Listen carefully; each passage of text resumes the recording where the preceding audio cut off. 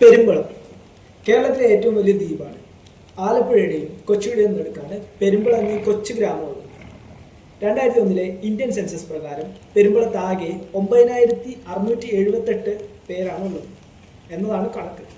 അതിൽ 4711 പുരുഷന്മാരും 4967 സ്ത്രീകളും ഉണ്ടെന്നാണ് കണക്ക്. ഇപ്പോൾ ഏകദേശം 12,000 ആളുകൾ ഇവിടെ ഉണ്ട്. വേമ്പനാട് കായലിലെ ഒരു കൊച്ചു ദ്വീപാണ് ഈ ഗ്രാമം. ദ്വീപിന്റെ ആകെ വിസ്തീർണം 6 ചതുരശ്ര കിലോമീറ്ററാണ്.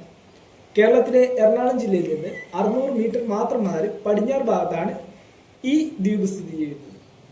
2023 ഡിസംബർ മുതൽ നിർമ്മാണത്തിലിരിക്കുന്ന പെരുമ്പളം പാലം വഴിയാണ് ഇനി പെരുമ്പളത്തിലേക്കുള്ള ഭൂപ്രദേശങ്ങളുമായി ബന്ധിപ്പിക്കാൻ പോകുന്ന പുതിയൊരു പാലം.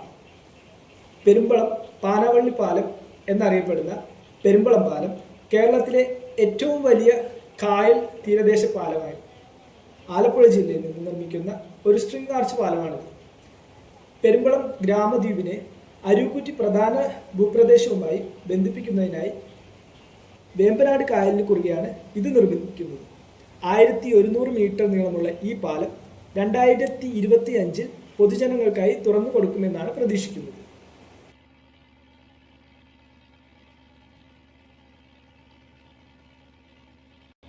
പെരുമ്പളം ദ്വീപിൽ ആകെയുള്ള ഒരു വിദ്യാലയം എന്ന് വെച്ചാൽ ഒരു ഹയർ സെക്കൻഡറി സ്കൂളാണ്. 1850കളിലാണ് ഇത് കുടിപ്പള്ളിക്കൂട എന്ന പേരിൽ നിലകൊള്ളുന്നത്. ഈ വിദ്യാലയം സ്ഥാപിതമായതും ഈ പറഞ്ഞ 1850കളിലാണ്. ഇങ്ങടേക്കുള്ള ജലഗതാഗത വകുപ്പിൻ്റെ ബോട്ടുകൾ മാത്രമേ ഉള്ളൂ യാത്രാമാർഗമായിട്ട് സ്വീകരിക്കാൻ പറ്റുന്നതെന്ന്. പിന്നെ ഇവിടെയുള്ളവരെ കൃഷി എന്ന് പറഞ്ഞു കഴിഞ്ഞാൽ മെയിനായിട്ട് നാളികേരവും മത്സ്യബന്ധനം അങ്ങനെ തുടങ്ങിയ കുറച്ച് കൃഷികൾ മാത്രമേ ഉള്ളൂ.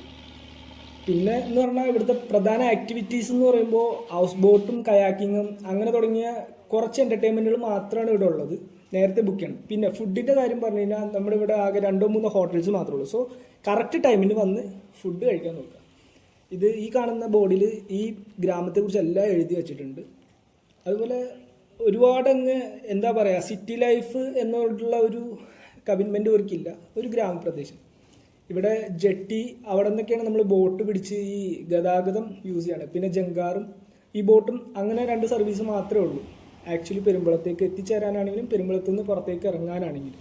ആക്ച്വലി നാട്ടിലേക്ക് വരുമ്പോഴേ നമുക്ക് മനസ്സിലാവും പുറമേ ഉള്ള സിറ്റി ലൈഫിൽ നിന്നും വളരെ ഉള്ളിലായിട്ടാണ് ഇവരൊരു എന്താ പറയുക ഒരു നേച്ചർ തന്നെ പോകുന്നത്. അതായത് ഒരു ഒറ്റപ്പെട്ട ഒരു സംസ്കാരം എന്നൊരു രീതിയിൽ തന്നെയാണ്. പക്ഷെ ഇവിടെ പള്ളിയും അമ്പലങ്ങളും മോസ്കൊക്കെ ഇവിടെ ഉണ്ട്.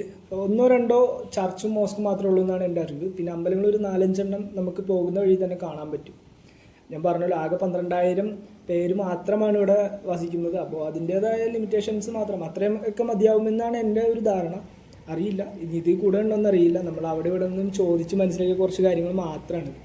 കാരണം ആകെ ഇവിടെ കാണാമെന്ന ഒരു കാഴ്ച എന്ന് പറഞ്ഞു കഴിഞ്ഞാൽ ഈ വേമ്പനാട്ട് കായലിൽ കൂടെ കുറുകയും നെറുകയും ഒക്കെ പോകുന്ന കുറച്ച് ബോട്ട് സർവീസുകളാണ്. അത് തന്നെ കാണാൻ നല്ലൊരു ഭംഗിയാണ്.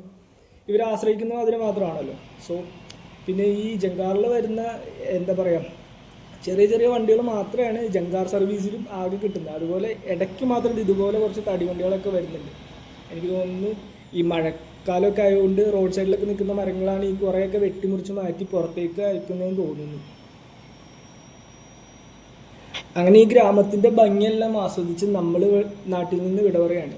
അപ്പോൾ ഇനിയും വരാമെന്നുള്ളൊരു പ്രതീക്ഷയിലാണ് നമ്മൾ ഈ നാട്ടിൽ നിന്ന് പോകുന്നത്. അപ്പോൾ ഈ ഗ്രാമത്തിൻ്റെ ഭംഗി ഇതിൽ കൂടുതൽ എനിക്ക് പകർത്തണമെന്ന് ആഗ്രഹമുണ്ട്. പക്ഷേ നല്ല മഴയാണ് പുറത്ത്. അപ്പോൾ നമ്മുടെ ക്യാമറ കൊണ്ട് ഈ പറഞ്ഞ വിഷ്വൽസൊക്കെ എടുക്കാൻ വളരെ ബുദ്ധിമുട്ടായിട്ടുള്ളൊരു സിറ്റുവേഷനാണ്. ഒരു 5 മിനിറ്റ് ഇടവേളയ്ക്ക് മഴ പെയ്തുകൊണ്ടിരിക്കണം. അപ്പോൾ നമുക്ക് ഓരോ സ്പോട്ടിലും വണ്ടി നിർത്തിയിട്ട് സംസാരിക്കാനുള്ളൊരു സാഹചര്യം ഒത്തു വന്നില്ല. പക്ഷേ ഇതിനേലും കൂടുതൽ കാഴ്ചകളുണ്ടെന്നാണ് എൻ്റെ വിശ്വാസം. അപ്പോൾ ഈ വീഡിയോ എല്ലാവർക്കും ഇഷ്ടപ്പെട്ടു എന്നാണ് എൻ്റെ വിശ്വാസം. അപ്പോൾ ഈ വീഡിയോ ഇഷ്ടമായെങ്കിൽ നമ്മുടെ ചാനലൊന്ന് സബ്സ്ക്രൈബ് ചെയ്യുക. അങ്ങനെ സബ്സ്ക്രൈബ് ചെയ്യുകയാണെങ്കിൽ എനിക്ക് മുന്നോട്ടുള്ള ട്രാവലിംഗ് വീഡിയോസൊക്കെ ചെയ്യാനുള്ള ഒരു പ്രചോദനം. അപ്പോൾ എല്ലാവർക്കും ഓക്കെ, ബൈ.